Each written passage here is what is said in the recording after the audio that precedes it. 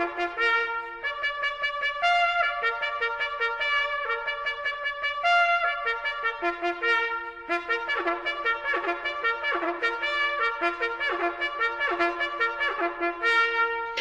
to Rebecca Sounds Reveille. Today, I am just delighted to bring to you someone that is just rocking it in the entertainment industry. You've probably seen him and even heard him in a number of different things. In fact, he started performing at the age of 5, and many of us don't even realize some of the talents that we have until we're much older. But he's going to inspire you today because some of the things that he has done, you might have even thought about doing yourself. And in fact, some of the things that he's done might have even scared you. He's done major performances on stage. In fact, he's done them on Broadway, even at a very young age, in front of crowds of people. And by the age of 9, he was singing, dancing, and acting, even in competitive engagements. And even that in itself sometimes might be scary for some of us, but not for him. Not for him at all. He actually loves to perform. And I think that this is a really good thing because it's taking him in a lot of places. In fact, it's taking him across the nation, from Los Angeles to New York. He's gone everywhere. In fact, he's gone on Broadway with The Sound of Music to tour with them. He's going to talk a little bit about that as well.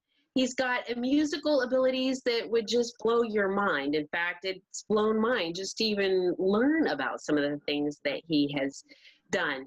He can it's just amazing what this young man can do. Opera, dancing, and the charisma that he has on stage isn't just in the theater aspect, it's also on film. In fact, you may have seen him in commercials.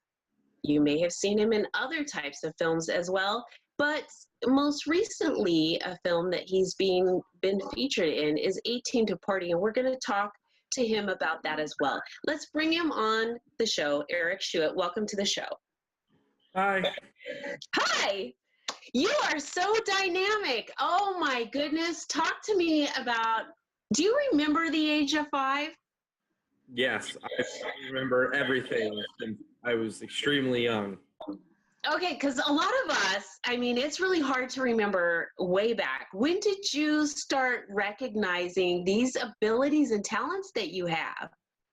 Well, I want to give complete credit to my kindergarten teacher who told my parents to enroll me in a theater arts program because I would want to perform for the class at the end of the day. And if I behaved, I'd got like 5 or 10 minutes to like sing and dance or like do a funny sketch for my classmates. And they loved it. And I loved that they loved it. So naturally, made at 5 years old in kindergarten. Okay, so were you at that time able to memorize entire songs and sing them and perform them to your classmates? Yeah, like roughly around that age, at 5 and 6, that's like when I really knew. I didn't know I could do it at 5. I didn't really have anything memorized. I just kind of like improv.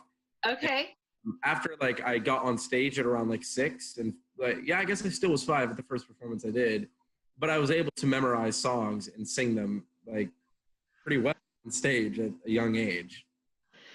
Okay, so this is pretty amazing. So you can sing and you can dance, and now you play music as well. Yes. Tell me what instruments are ones that not only that you play, but are really ones that bring out the most passion within you. It's got to be the piano. I don't want to say it's basic as that sounds. It's the one that, you can really, like, when you're feeling emotional, you can really pound the keys and, like, it really affects how the song is played. And, like, you can play the same song 50 different ways depending on how you feel in that moment. Okay, I can absolutely understand that. Let me ask you another question. So what I'm wondering is, when you play the piano, do you write songs with it? I mean, or do you just allow yourself to express what's going inside through your just straight music? Well, I do write songs, but they're really for me. I haven't ever produced anything. I haven't like written anything for, I do intend to do that later on in my career. I just don't feel like I have like I don't want to say I don't have like what it takes. I just don't have the passion for that at this moment. I'm much more interested in film and TV than writing my own music. I'm much happier just singing other people's songs because they do a pretty good job at writing music. So Okay. Okay. Tell me a little bit about Broadway. Broadway, very very interesting that community. It's very different from any kind. It's different from everything else. It's different from the Oscar, like Tony's and Broadway is different from film and TV and commercial. It's its own thing because you cannot be bad. You cannot be wrong. You have to be 100% on your game, 8 shows a week. In film, if you miss a line, you just go tape it over. You're good. Right. You do it multiple times. Broadway, you've got to nail it every single time, and it's that like people who are on Broadway these days, they are absolutely killing it. I don't know how I did it honestly. Like I don't ever want to do it again because it was just something that was so like it was crazy. I mean, I love Broadway. Broadway's amazing. I'm saying I don't know who I'm kidding, but it's just it's so different. I don't know how to like put it in terms of more than I do Broadway because I think it's almost easier in a sense that all that pressure on you to be perfect. And film, it's just you're doing what you love at your own pace. You don't need 30 people saying, I have Beyonce in the audience tonight and she's coming backstage and you need to be 1,000% perfect. I'm like, okay. Mm-hmm. Mm-hmm. Well, and you have the flexibility to ad lib, right, in film, Yeah, whereas you don't in Broadway. in Broadway. Well, it depends on the director. If the director is the writer, then most likely not. And we'll talk about this in the party. But there are a lot of cases. This happens mainly in voiceover. There's a lot of ad libbing done. Artists when they're not recording, like when they just like they're on the track, and the artist will just say something that they're not thinking, they're listening. It happened to me when I did a commercial. Script. But a lot of times that'll happen. Film, I don't want to say it never happens, but there are a lot of times that people will do it. It does happen. I haven't had that opportunity, but I do love ad libbing because it's something that the actor as a character is saying. It makes it more the viewer to watch. This is really interesting. Are you at liberty to share with some of the commercials, the viewers, some of the commercials that you've been in? Trying to think if I can. I mean, it was a long time ago. The thing with can't do commercials for Chevy 2 years ago. Can do one for Ford today. So I don't know if it was a Bazooka Joe commercial for Bubble. I did this at my voice hadn't changed. I was still high pitched. And funny story. I'll give you a story for this. I think I've ever told this to anybody. I was sick with the flu when I got the audition, and I could not thank anyone anymore for I wouldn't have booked it if I wasn't. And for the audition, I just spoke the lines. I didn't do anything fancy. I didn't do any characters. I just spoke, and they wanted, and they hired me, and that taught me a valuable lesson that I don't do all that for voiceover. It's extremely simple and basic. Interesting.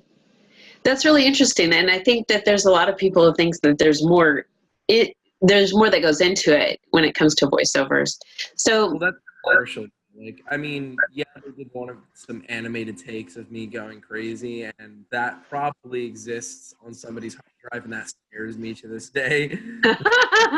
Me going crazy over Bazooka Joe bubblegum is somewhere out there, possibly in the internet, floating around.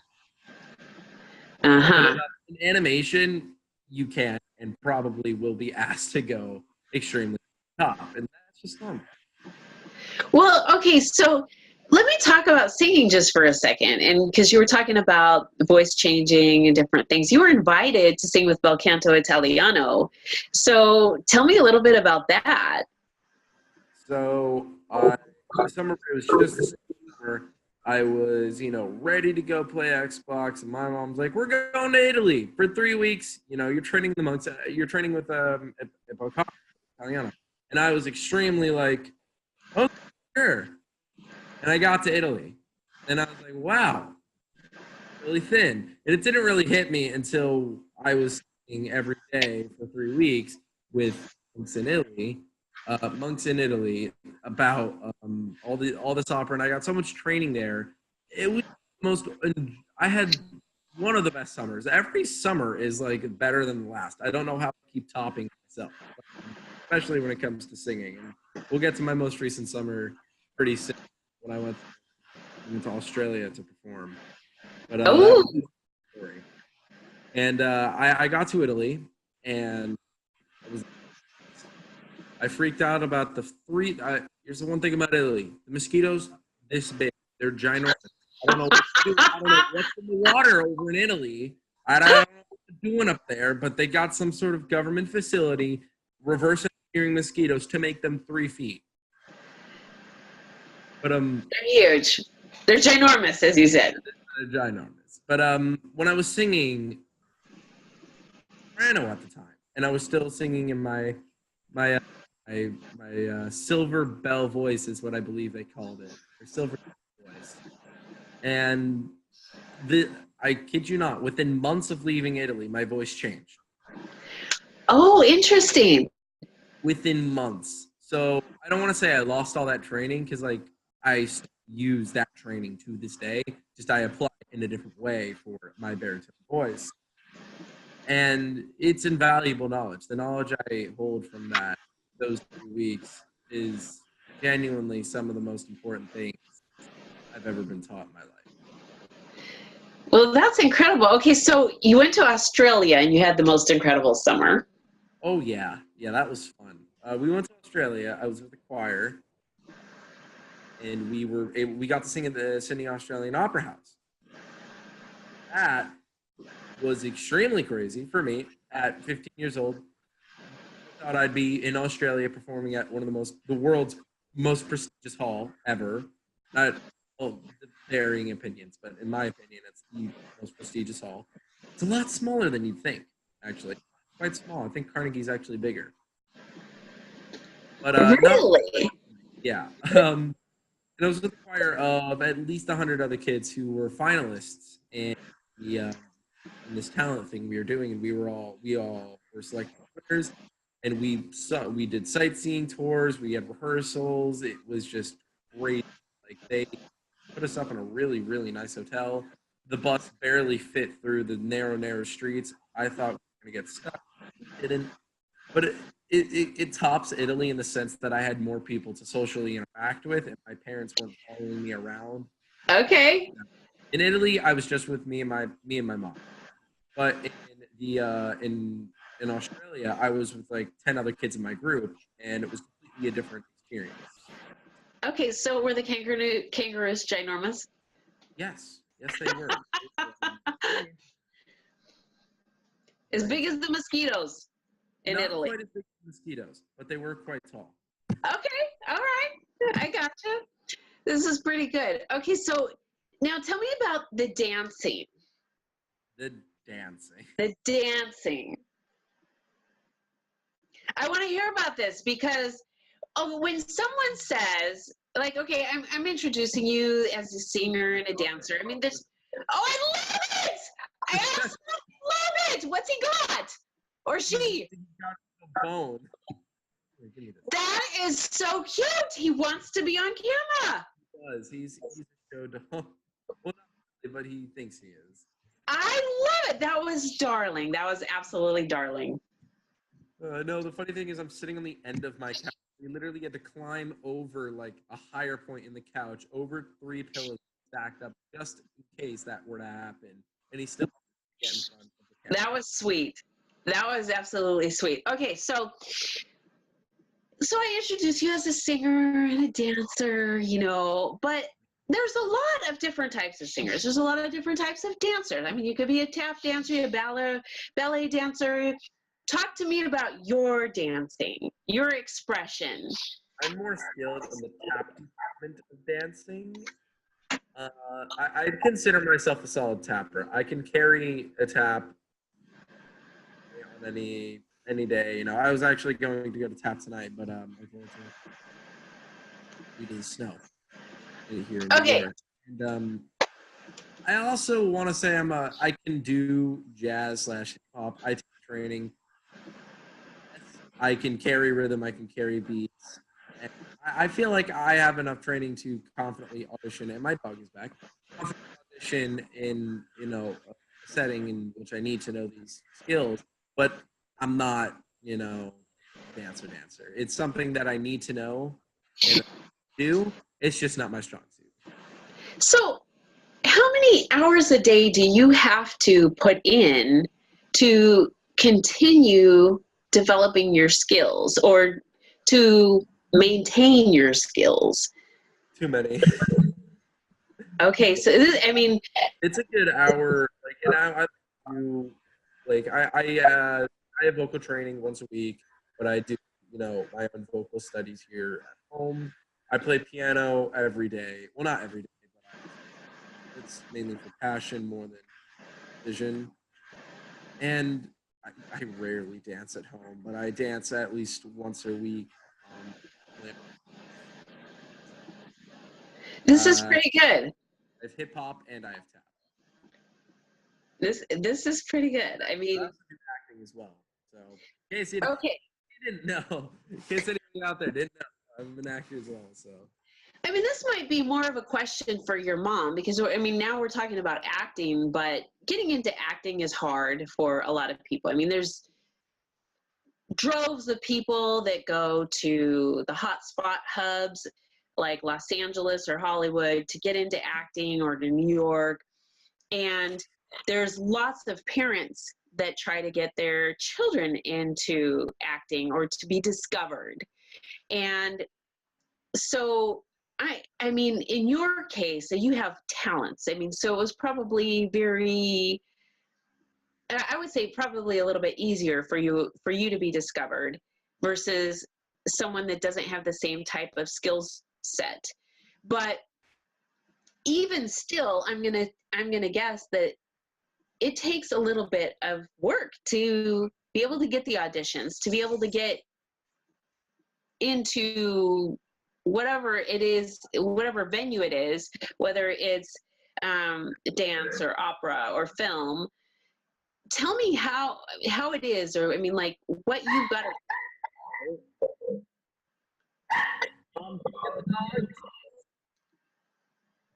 Sorry about that.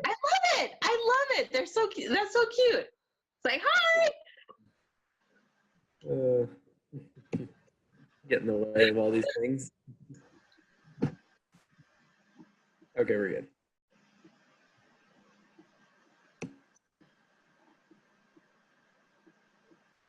So what do you have to do to get into like your film? You said you're working on film right now.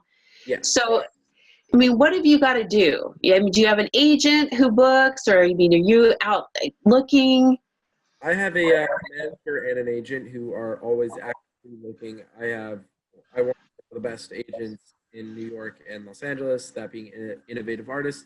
They are amazing. They always are getting me in the door. I currently have a callback for an audition that they got me on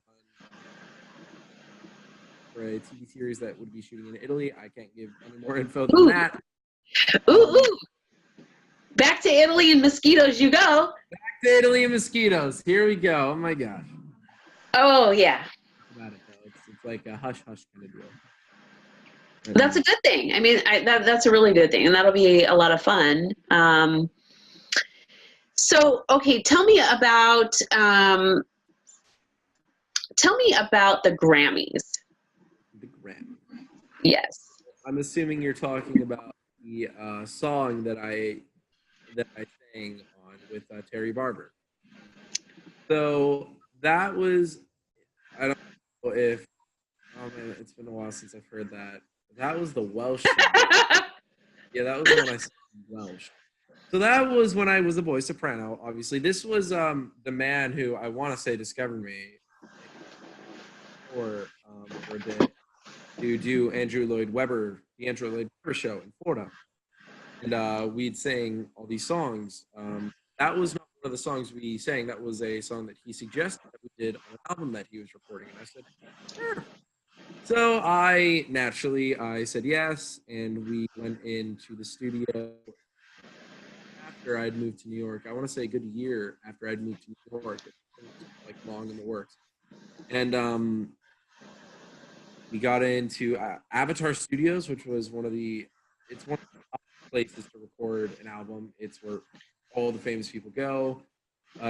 Little soundtrack was recorded even, so that was pretty cool for me. Video games. And we recorded that with a full orchestra in there. Like, it wasn't like a pre-recorded track. They recorded it with us. We sang live with them.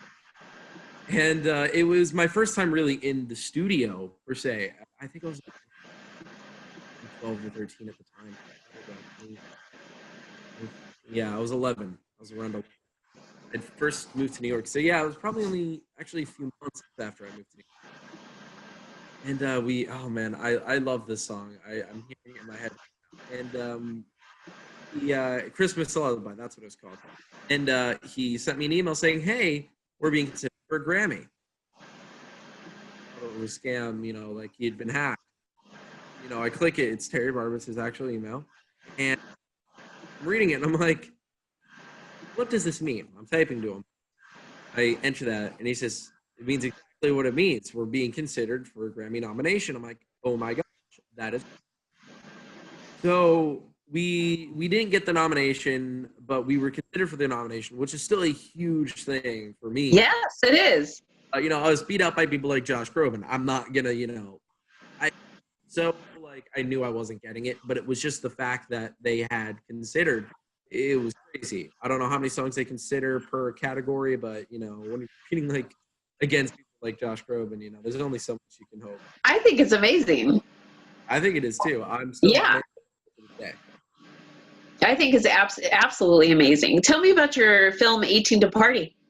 So 18 to Party was a film written and directed by Jeff Roda, who I had auditioned to after I'd moved from New York to New Jersey. I was very, very recent. I remember sitting on an unfinished mattress, just the mattress, no sheets or covers, with nothing in my room but like a bookshelf, and reading the script for the movie that we actors do. Auditioned, I went in, thought I did really good, got a call back. To read both scenes twice, or they asked me to read both scenes once. I did. My dog is back again. I love it. All right, he's gonna stay there, I guess. So they asked me to read. They asked me to read the two scenes once, and they're like, "Okay, thank you." I was like, "That didn't go too well." And within, I think it was only like a week, they said I booked the part. I was like, "Are you sure? You sure it was me who booked it?" Because like I thought I did terrible. I did terrible. I just think I was right. I was too tall. It's all the things I tell myself. But I don't get discouraged by it. I keep moving on. I keep moving. What I actor, so I don't get. And I never get too attached to a project before I book it, because then I'm gonna be like, man, I really wanted to book that one, and I did that once, and I really regret doing it. Like, the disappointment's not good. No, the disappointment's terrible. It feels bad. I just never get extremely happy until I book it. Never celebrate till you book it.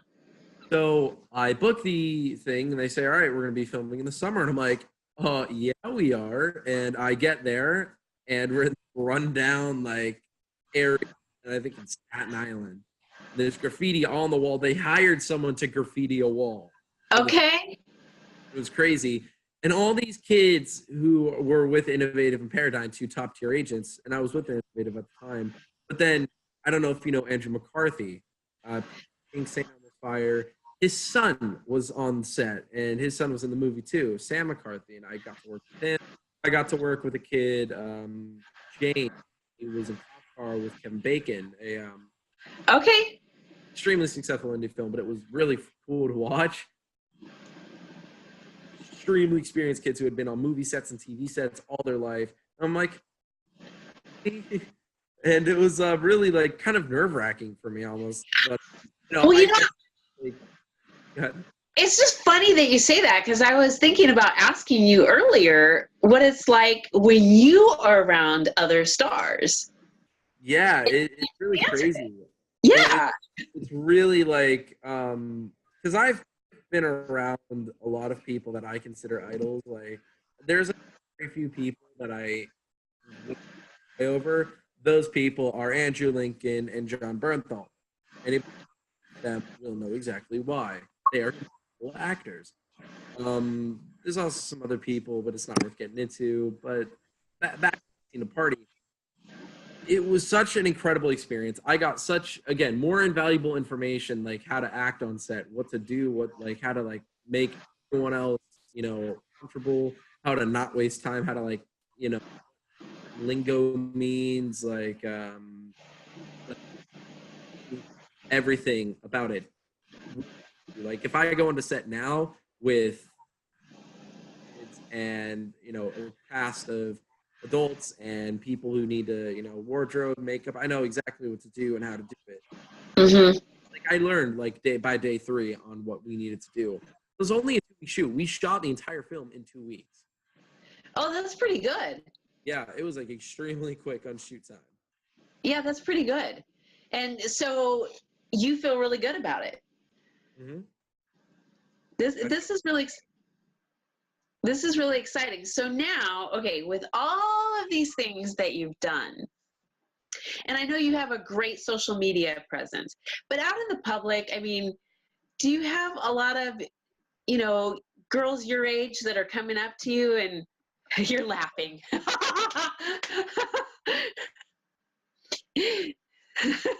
I have your autograph?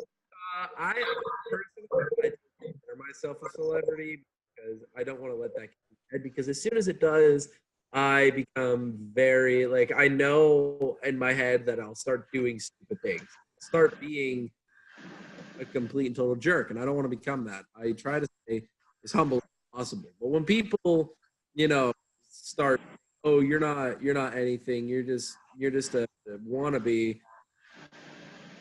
So it's just a little bit, just I started out who has 129,000 followers, 129,000 followers. Oh, because I get bullied a lot in school because of being an actor. It's just so I have to do these things sometimes. I've never had someone ask for my autograph. Okay. I'm waiting for that. If anybody wants to ask for my autograph, I'm down to sign. I love it. I love it. But I don't think, like, and I say this now, I don't think I ever, like, I want to be that famous. I would love, that would be more than anything what I would ever. I just in my head can't imagine it because, like, it's just so hard to picture me being in that area, but like I know it in my heart that it will happen one day. I just want to look like, if that makes sense. It absolutely does. I want to thank you so much for being on the show today. There's something that, no, you're good. You're totally good. I love your little dog. I'm really excited about the things that you've done and the things that you have going on right now and the things that you have yet to come. There's some things that you've said during the show that I think are going to help the viewers that really want to be able to take something from the show today and be able to apply to their life. One of the things that you mentioned was talking about discouragement and how you don't let that get to you, and not attaching to things that cause that. But is there any other things that you can think of that you can share with the viewers about your life that helps you continue to move forward and continue to be successful? Because I mean, you are just rocking it. And yeah, I've done a couple like to say these at the end of all my interviews. There is a quote from a musical that was written God knows how long ago, it was called Holiday Inn. I don't think this is the exact quote, but it's relatively close. Sometimes we gotta just stop sometimes we have to stop the pursuit of happiness to just, and that means it's really for actors in general, but for everyone else. You know, chasing this job, we're all trying to book in the next job and like get on the Broadway and get in film and TV. And we think once we get there, we're gonna be happy. But you know, what's stopping us from just being happy right now? Like me sitting on this couch, what's stopping me from being happy? Absolutely nothing. I am happy right now. Talking to you. I don't need to be out there chasing my goals and dreams. And of course I'm doing that, but no, that's not gonna make me happy. But doing what I do best, doing what I love, that makes me happy. Uh-huh. The job itself won't make me happy, not in the slightest. But doing the job, doing the work, that's what makes me happy. And there's 1,000 no's before there's that one golden sweet Charlie in the chocolate factory golden ticket yes. And once you get that yes, 100%. But it really hits you once you're on set and you're filming and you're making friends and you're just being you and you're doing what you love. That don't let anyone put you down. Don't let anything get in your way. Don't let anyone tell you can't be happy because you can. There's nothing stopping. I absolutely love it. That is very powerful. And with the attitude that you have and the skill set you have, you are going to be reaching and achieving things you don't envision right now. And you've got a long life with much things to come. And I'm really, really excited for you. And I want to thank you so much for being on the show. I have an article that I'll be writing to accompany this episode, but it will contain all of the links that that you've given me to share with your social media. But let me ask you a question. If our viewers want to connect with you, like right now, what is the best site they can reach you on, or what is the best method that they can connect with you? Instagram directly.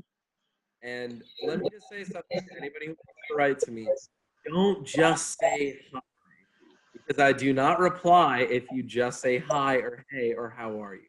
Send a meaningful saying, hey, you know, I really like what you've been doing. I've been following you for a while, or I just heard about you recently and I want to congratulate you.